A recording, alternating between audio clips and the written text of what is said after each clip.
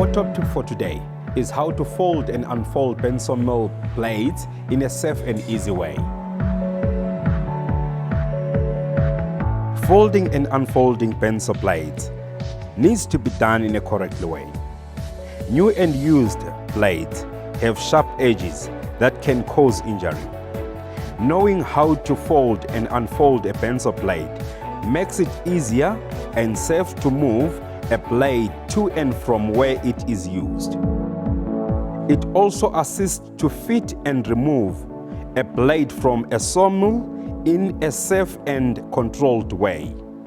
This video provides a quick and simple step-by-step guide to fold a pencil blade. Remember to wear gloves and eye protection when folding a blade. Also keep others at a safe distance when folding or moving blades.